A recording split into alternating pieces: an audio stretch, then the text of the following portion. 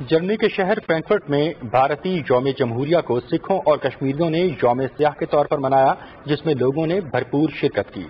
शुरका ने मोदी हुकूमत के खिलाफ और किसानों के हक में नारे लगाए। मुजाहिरीन का कहना था कि भारत में आज हिंदुत्व का राज है, अकलियतें बदहाली का शिकार हैं। उनका कहना था कि हिंदुस्तान एक बार फिर तकसीम हो रहा है।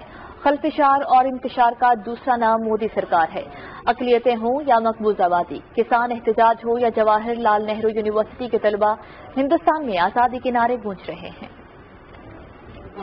ये कानून में जो तरमीम की है, ये 3 जो काले कानून लेके आए हैं, ये इससे किसानों को बहुत नुकसान हो रहा है और किसान पिछले 2 महीने से दिल्ली में बैठे हुए हैं और मोदी सरकार के सर में झूठ ही नहीं लिखती। मोदी सिर्फ अपने चंद बंधु को फायदा पहुंचाने के लिए उसने ये कानून बनाया है।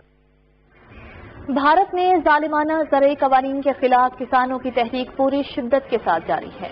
लाखों की तादाद में किसान गुज़श्ता 2 माह से जायद अरसे से कौमी राजधानी दिल्ली की सरहदों पर सरापा एहतजाज बने हुए हैं, लेकिन सफाक मोदी हुकूमत अपनी रवायती हट धर्मी पर कायम है।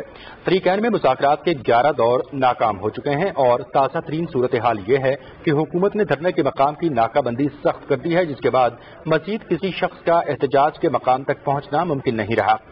हजारों की तादाद में तैनात पुलिस एहलकार, नीम फौजी दस्ते और ITBP के एहलकार कई किलोमीटर दूर से गाड़ियों पर या पैदल आने वालों को वापस मोड़ रहे हैं, जबकि फोर्सेज के निशानाबाज ऊंची इमारतों पर पोजीशनें संभाले हुए हैं।